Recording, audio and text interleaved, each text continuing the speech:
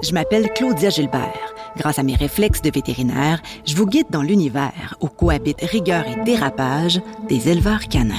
Bêtise, le marché du chiot. À écouter en exclusivité sur Radio-Canada Audio. Nous sommes le mardi 28 avril. Voici à la une.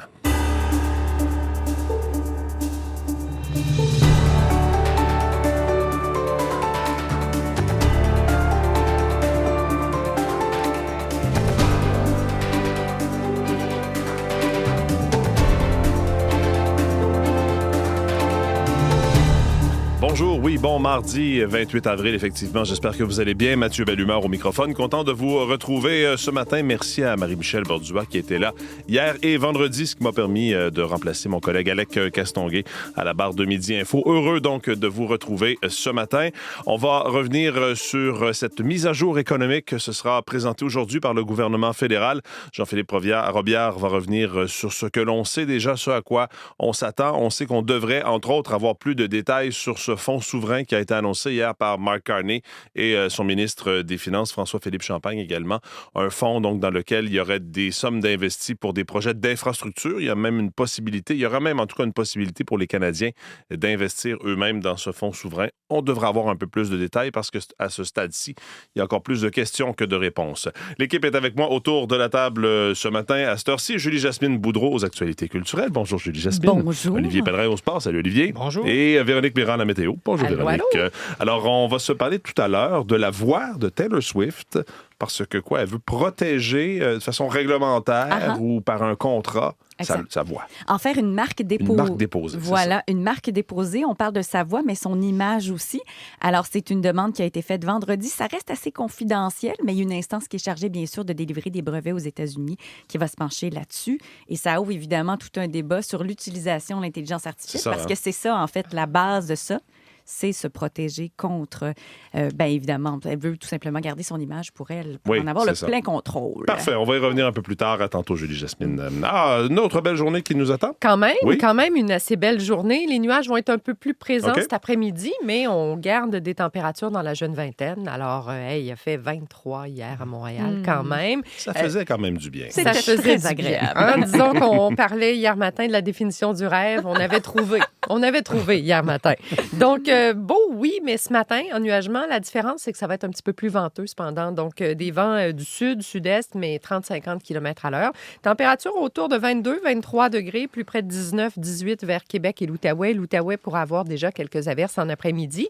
Sinon, ça se dessine pour ce qui est des précipitations. Là, il y a une très faible probabilité d'averses ce soir, cette nuit, tôt demain matin. Mais sinon, c'est une grande partie de la journée qui va se passer sous les nuages demain. Les vents vont diminuer ce soir. Donc, demain, c'est moins venteux. Les températures fléchissent un peu, 15 à 18 degrés. Et le gros de la pluie, on l'aura mercredi soir jusqu'à jeudi mi-journée. Évidemment, les régions du centre et l'est du Québec auront davantage de précipitations un petit peu plus tard cette semaine. Disons une quinzaine de millimètres pour l'instant. C'est ce qu'on anticipe pour la grande région de Montréal. Il y a des bulletins spéciaux qui ont été émis pour les Hautes-Laurentides, entre autres. Les quantités pourraient atteindre 20-40 millimètres là, avec l'arrivée de ce système-là.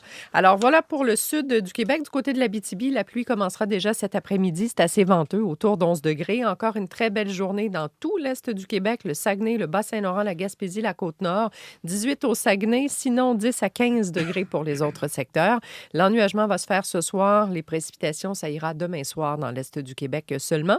En territoire ontarien, on est dedans, donc des nuages, régime d'averses, quelques orages, surtout ce matin. Thunder Bay, Sudbury, Toronto, Windsor. En après-midi, ça se calme, venteux. Les températures atteignent 18-20 degrés quand même pour Toronto, Windsor. C'est du 9 à 11 sur la portion nord et centre. Ottawa, il fera jusqu'à 18. Les averses commenceront en après-midi, fin de journée. D'ici là, ça s'ennuage. Et dans l'ouest, on a encore un peu de pluie, de bruine à Vancouver ce matin. Ça deviendra variable cet après-midi. Autour de 14, c'est pas chaud. Et dans les prairies, le soleil domine, on regagne des degrés. 13 du côté d'Edmonton, Calgary, 7 à Regina, 8 à Winnipeg. Il y a une belle séquence de beau temps qui se dessine dans les prairies avec une hausse des températures. Merci Véronique. Bonne journée. Bonne journée. Au sport, Olivier, on va se parler des séries de fin de saison, évidemment, dans la Ligue nationale. C'est à l'heure du bilan pour les sénateurs d'Ottawa. Pour cette équipe, les séries sont terminées. Oui, ça s'est terminé assez rapidement dans un balayage face aux Hurricanes de la Caroline. Il y avait beaucoup de déceptions, bien entendu. Brady Tkachuk, après l'élimination de l'équipe, était atterré émotivement, un peu dépassé par les événements, par ce court passage au premier tour des Sénateurs d'Ottawa face aux Hurricanes de la Caroline. Donc hier, c'était l'occasion de revenir sur cette saison, une saison qui a été réussie de par cette participation aux séries éliminatoires, mais quand même, on sent qu'il y a encore beaucoup d'ambition, des ambitions encore plus grandes que cette élimination hâtive au premier tour. Il y a d'ailleurs Thomas Chabot qui a parlé de cet engagement de l'équipe, des joueurs qui semblent avoir poussé dans le même sens pour se rendre en séries éliminatoires et qui ont tout tenté, même en série, pour tenter de renverser la vapeur. Il faut dire que les Sénateurs d'Ottawa ont été affligés par les blessures cette saison. Thomas Chabot, en fin de saison d'ailleurs, avait raté quelques matchs en raison de blessures. Il n'était pas à 100% d'ailleurs en série et ça aura certainement fait la différence. Donc, on peut écouter le défenseur des Sénateurs. On sait qu'on est capable d'avoir du succès, on sait qu'on est capable de compétitionner. Est-ce qu'on aurait aimé beaucoup mieux performer que ça en série? 100 000 %, c'est ça, tout le monde le sait, mais non, je pense que quand même, dans tout le négatif d'être éliminé, que la saison est déjà terminée, je pense qu'il y a quand même du positif dans le sens que les gars, tout le monde qui est rentré dans des différents rôles, qui est rentré pendant qu'il y a des gars qui manquaient, de voir l'équipe avoir du succès quand même comme ça montre que, premièrement, tu as de la profondeur, puis deuxièmement, toute l'équipe est capable de buy-in sur ce qu'on essaie d'accomplir. Donc, on peut se réunir autour d'une vision d'ensemble, une vision d'équipe.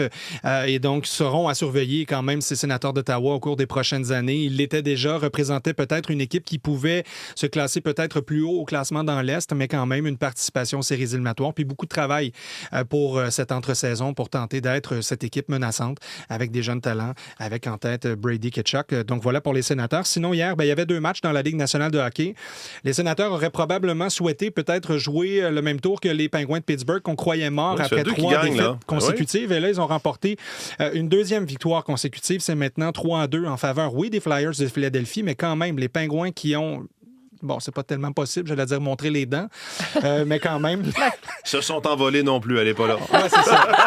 On cherchera les dents sur le bec. Mais donc, hier, victoire de 3-2 face aux Flyers de Philadelphie. Je le disais, donc cette série est à l'avantage des Flyers, mais quand même, un 5e match joué dans cette série. On n'aurait pas espéré ça, je pense, chez les partisans des Pingouins en regardant le début de cette série. Et sinon, c'est à égalité 2-2 entre les Golden Knights et le Mammouth de l'Utah. Victoire des Golden Knights hier en prolongation, une victoire de 5-4.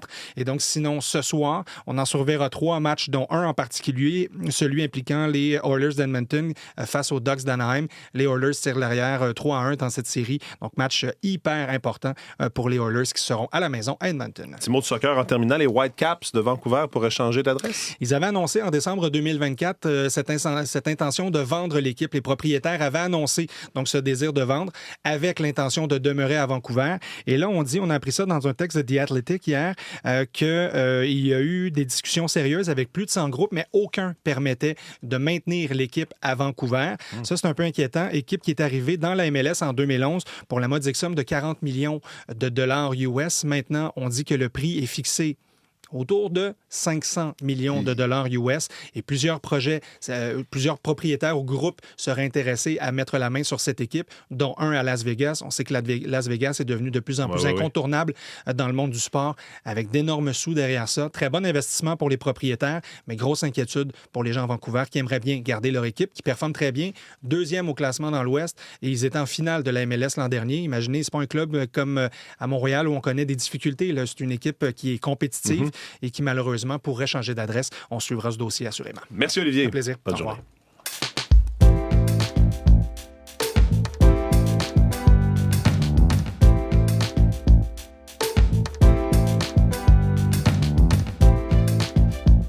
Allons-y avec ce qui se trouve à la une des quotidiens de ce matin, en commençant par La Presse Plus, qui nous parle de dépendance aux substances au front face au tsunami. De nombreux patients donc, qui sont aux prises avec des problèmes de consommation ne cessent de croître au Centre hospitalier universitaire de Montréal, qui se trouve à l'épicentre de la crise de l'itinérance, évidemment, en plein centre-ville de Montréal. La Presse a passé 2 jours avec des soignants qui tentent de tenir tête à un ennemi impitoyable au cœur de la crise de l'itinérance. Le CHUM reçoit un nombre grandissant de patients aux prises avec des problèmes de consommation. L'état de santé de ces gens-là se complexifie. C'était une vague, écrit La Presse, c'est maintenant un tsunami avec des témoignages assez poignants, dont cet homme, Jimmy Lee Seuss, qui vit dans la rue, consomme des opioïdes, doit se faire opérer pour un genou, mais consomme tellement que c'est pas possible pour les médecins de l'opérer, à moins qu'il ne cesse de consommer. Les médecins, le personnel à l'hôpital tentent de l'aider, mais il est tellement accro qu'au bout de quelques jours, souvent, il quitte l'hôpital sans même avoir subi l'opération dont il a bien besoin au genou pour retourner dans la rue et pouvoir consommer comme il le désire. Donc, une dure réalité. Vous pourrez lire ça dans la presse de ce matin. En une du Journal de Montréal et du Journal de Québec, on parle d'un homme du Québec qui fait la belle vie à l'étranger. John Babikian, qui se faisait appeler ou qu'on avait surnommé le loup de Montréal. Il devait une fortune au fisc québécois, 32 millions de dollars. Il ferait maintenant la belle vie aux Émirats arabes unis, en Lettonie et au Liban sous une nouvelle identité. C'est une enquête journalistique de l'Organized Crime and Corruption Reporting Project qui a été publiée au début du mois d'avril, qui rapporte ces événements-là. Il se sera offert un luxueux appartement de plus de 6 millions de dollars canadiens. Il est également lié à un scandale financier en Allemagne. Malgré tout et malgré les sommes importantes qu'il doit au fisc. Voilà donc qu'il se serait reconstruit une nouvelle vie sous une nouvelle identité, notamment aux Émirats arabes unis. Vous pourrez lire ça en une du Journal de Montréal et du Journal de Québec. En une du Devoir de ce matin, trouver la paix dans le centre du Québec. On parle d'immigration et Drummondville qui attire une population immigrante de plus en plus nombreuse. On sait qu'on a beaucoup parlé du défi de régionalisation de l'immigration. Ça reste à plusieurs endroits un vœu pieux, mais à Drummondville, dans le centre du Québec, on met les bouchées doubles pour attirer une population immigrante. Prouver aussi qu'il y a une vie à l'extérieur des grands centres, au grand plaisir de nouveaux arrivants en quête de tranquillité, à lire dans le Devoir de ce matin. Dans le Globe and Mail, en une, on voit cette photo de la visite du roi Charles III à la Maison-Blanche en compagnie du président américain Donald Trump et de leurs épouses respectives. On parle aussi des dirigeants autochtones des territoires du Nord-Ouest qui pressent le gouvernement d'améliorer l'accès aux soins dentaires dans les régions éloignées. C'est un service essentiel qui est devenu beaucoup moins accessible au cours des dernières années. 7 des 32 communautés éloignées à l'extérieur de Yellowknife n'ont pas reçu la visite de dentiste depuis 6 ans ou plus. Il y a 23 000 résidents qui vivent à l'extérieur de la capitale territoriale, qui avaient avant un certain accès donc aux dentistes, mais ces dernières années, les dentistes qui visitaient régulièrement les communautés ont cessé de soumissionner au contrat. Des cliniques qui fonctionnaient dans des centres régionaux ont fermé. Semble que ce soit plus difficile depuis la pandémie. Vous pourrez lire ça en une du Globe and Mail de ce matin. Le site de Radio-Canada fait sa une avec cette fusillade au dîner des correspondants à Washington. Les théories du complot, les théories conspirationnistes qui envahissent le web, des publications qui évoquent un hypothétique coup monté ont été vus des dizaines de millions de fois. C'est un article de Nicolas de Rosa, des internautes des deux côtés de l'échiquier politique. D'ailleurs, croient que la fusillade, donc survenue à ce dîner des correspondants et qui a entraîné l'évacuation d'urgence de Donald Trump samedi soir, pourrait être une mise en scène pour faire avancer les intérêts du président. Il y a des vidéos qui ont été publiées des dizaines et des dizaines de fois. En fait, des publications qui auraient généré plus de 80 millions de vues en moins de 2 jours sur le réseau social X. Et là, il y a toutes sortes donc de théories du complot. Et ça s'est rendu jusqu'à la classe politique. Il y a des représentants, notamment un représentant démocrate du Texas qui a demandé est-ce qu'il y a déjà un président qui a déjà fait l'objet d'autant de tentatives d'assassinat ratées? Peut-être que ce sont les lois sur les armes laxistes, peut-être un manque de financement en santé mentale ou peut-être que c'est inventé, qui sait. Donc, compte rendu de Nicolas de Rosa, c'est à lire sur notre site Internet ce matin.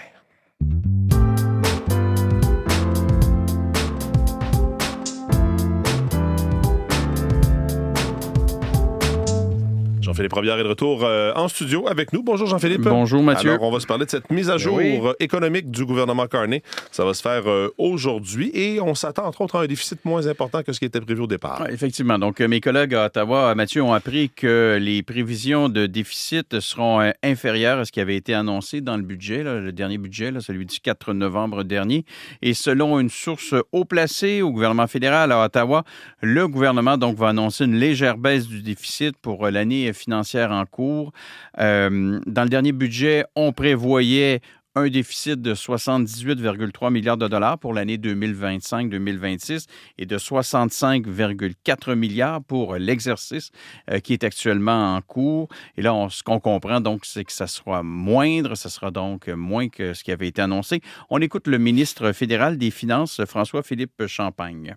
L'économie canadienne est plus résiliente que peut-être certains avaient anticipé. Quand on se compare dans les pays du G7, on se rend compte comment le Canada a une position financière solide et que les choix qu'on a faits, ce n'est pas du hasard. Je vous parle au niveau général, macroéconomique. C'est vrai que le Canada se positionne bien dans une économie mondiale qui est fragilisée. et qui vit sous un brouillard d'incertitude.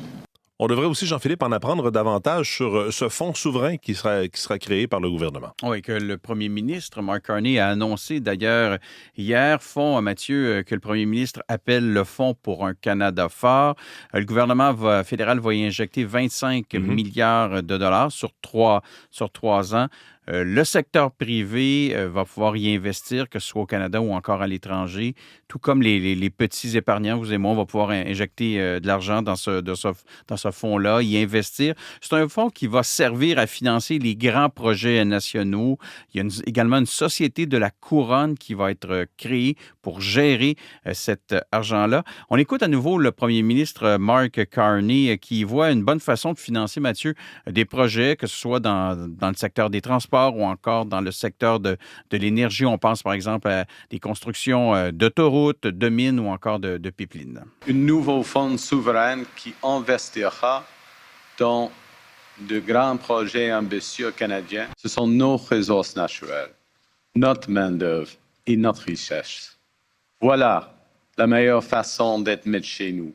Alors, le milieu des affaires, se réjouit, mais avec prudence de cette annonce, alors que les conservateurs à Ottawa ont critiqué cette annonce, la création de ce fonds. D'ailleurs, dans cette foulée, pour aider à la réalisation des grands projets, on s'attend à ce que le gouvernement fédéral, le gouvernement Carney, annonce également aujourd'hui des mesures pour inciter, Mathieu, davantage de jeunes à se former aux métiers spécialisés dans différents secteurs. On prévoit aussi que la mise à jour économique d'aujourd'hui va inclure des mesures, des annonces concernant les centres communautaires et les programmes sportifs. Le gouvernement fédéral qui veut faire davantage bouger les jeunes plutôt qu'ils soient assis devant leur ordinateur en ligne. Dans leurs écrans, oui. On va voir ça plus tard cet après-midi. Merci beaucoup, Jean-Philippe.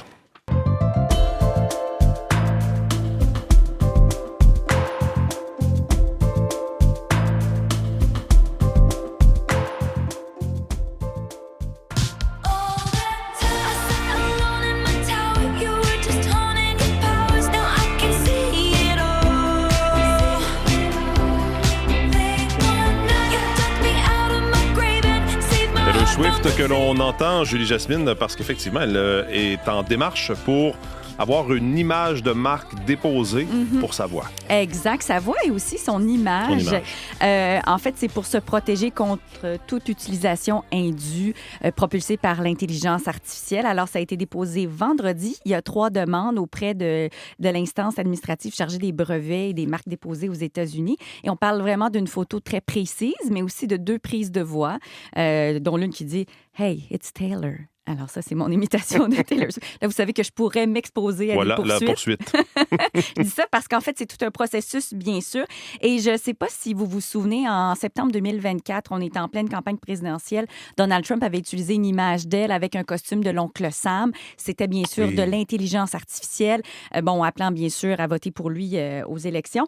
Et ça, à ce moment-là, elle avait dit tout ça accroît mes craintes liées à l'IA et au danger de la désinformation. Il faut savoir qu'elle n'est pas la première. On se souviendra que Matthew McConaughey a fait la même chose en janvier dernier. Lui qui avait fait une entente avec une société spécialisée en clonage vocal. En fait, le but, c'est d'être rémunéré tout simplement quand il y a une utilisation, évidemment, de l'image. Mais la grande question qu'il faut qu'on se pose, c'est est-ce que tous les artistes devront faire ça?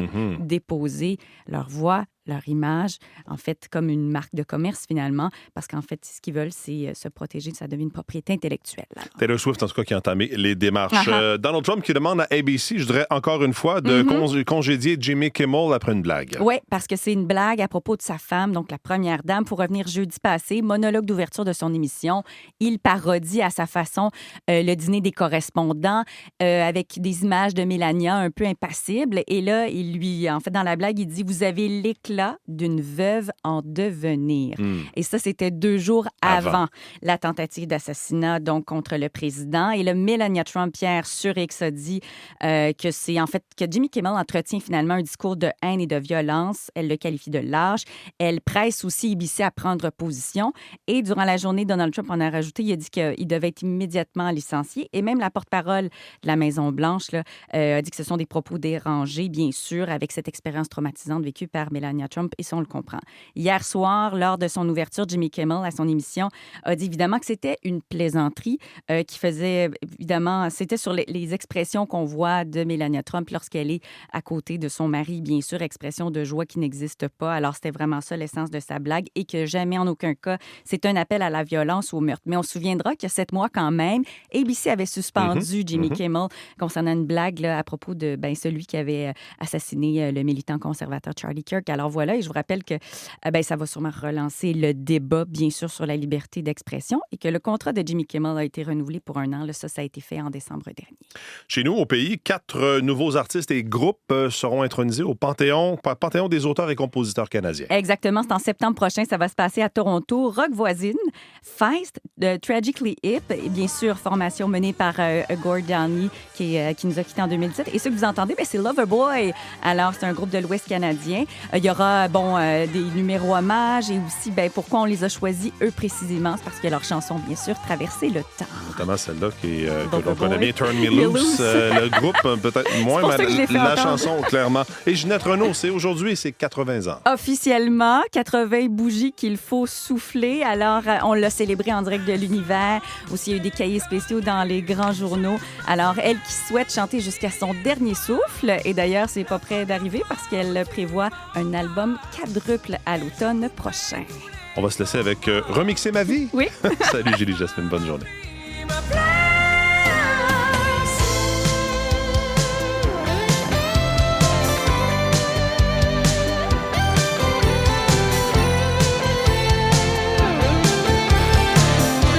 Marie-Michel Borduas maintenant en studio avec nous. Bonjour Marie-Michel. Bonjour Mathieu. Ce que l'on va surveiller aujourd'hui, la première ministre du Québec qui veut protéger la gestion de l'offre, la langue française. On sait donc qu'elle était pour ça. Elle est allée rencontrer plusieurs personnes à Washington hier. Exact. Première mission, d'ailleurs, économique pour sa part à Washington. Et elle a fait le point là, hier soir sur ces rencontres. Et pour elle, elle a vraiment tracé ses lignes rouges pour le Québec. Donc, protection de la gestion de l'offre, langue française. Là, il faut auprès du représentant américain au commerce, Jamieson Greer, qui va piloter, lui, la révision de la CEUM entre les deux pays. Et Christine Fréchet dit avoir senti une ouverture de l'écoute, mais que, essentiellement, là, les deux positions, on est resté là. Il n'y a pas eu d'avancée comme tel. Reportage de Louis Blouin à ce sujet. Le roi Charles III est à Washington. Une journée protocolaire est prévue aujourd'hui. Oui, d'abord une cérémonie d'accueil militaire pour débuter la journée. Ensuite, entretien avec Donald Trump au bureau ovale. Et le roi Charles III va prononcer un discours devant le Congrès américain. Le service de presse du roi fournit un extrait du discours et Charles III devrait évoquer notamment les liens historiques qui unissent les deux pays. Devrait aussi souligner que devant les défis internationaux, la défense des idéaux démocratiques est essentielle. Voilà donc ce que l'on va surveiller aujourd'hui. C'est aussi la mise à jour économique, évidemment, à Ottawa. Marie-Michel, merci beaucoup. Bonne journée. Bonne journée. Voilà donc pour cette édition d'À la Une, mise à jour économique, c'est cet après-midi.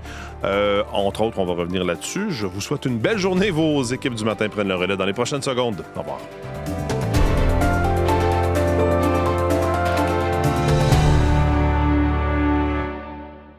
Je m'appelle Claudia Gilbert. Grâce à mes réflexes de vétérinaire, je vous guide dans l'univers où cohabitent rigueur et dérapage des éleveurs canins. Bêtise, le marché du chiot. À écouter en exclusivité sur Radio-Canada Audio.